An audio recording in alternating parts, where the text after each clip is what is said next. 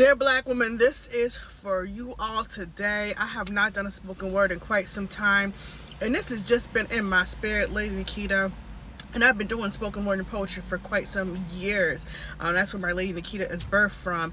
And so every now and then I'll hit something, but something's really been sitting with me in this thing that Black women have been attacked and antagonized, and people thinking they have the right to have an opinion or advise us and tell us how not desired we are by our own men. I'm really tired of that narrative. And so today this piece is called Who Asked You?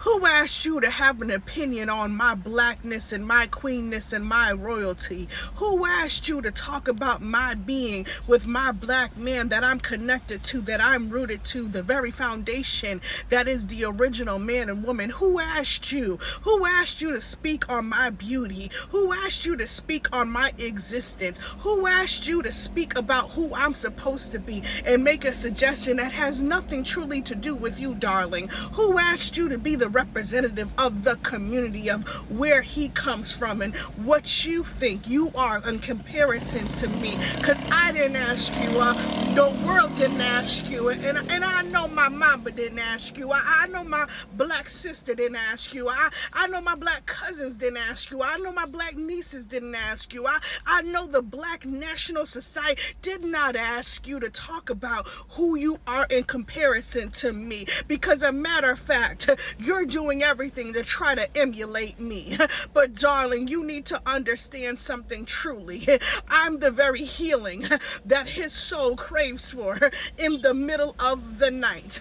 I'm the one, the very scent of my cocoa butter centers him and anchors that man in the middle of his anger, in the middle of his frustration. And so he may tell you that I'm loud. He may tell you that we're everything else that does not look like you. But truth be told, my loudness disturbs the very plan of the oppressors, just like you. So I ask you today, who asked you to talk about how desired I am in comparison to you?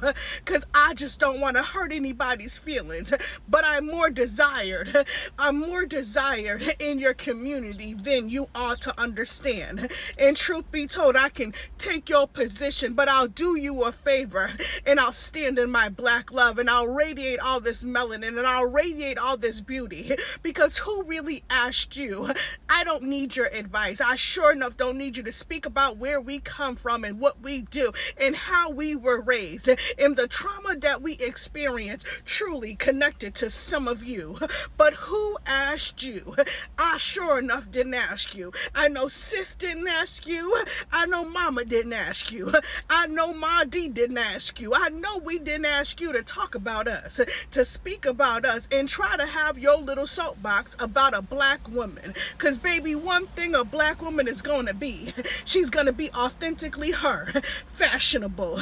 She's going to be authentically her, speak boldly, speak confidently, black woman, black queen, one who wears her strength, one who walks in integrity, one who walks in purpose. But I tell you today, who asked you? Who asked you for what you thought about what it means to be a black woman? You can't breathe like me. You can't speak like me. You can't suffer the storm like me. So dear black woman, on this day going forward, we don't care about the opinions of what other people think a black man ought to say about us. Because baby, if I want to know, I'll call my cousin. I'll call my brother. I'll ask God what my dad thinks in heaven. But I sure enough don't need nobody that's not deep down in the wrenches, melanated like me and like some of my friends, to tell me what it means to be me. Because who asked you? Who asked you how desired I am? Are you jealous?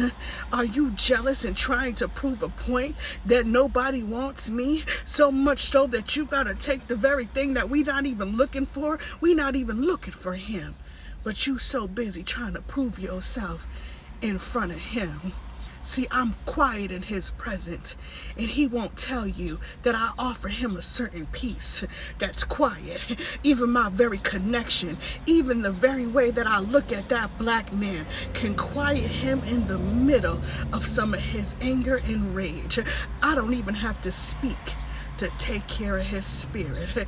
Now, next time you think somebody asked you, I want you to understand your place.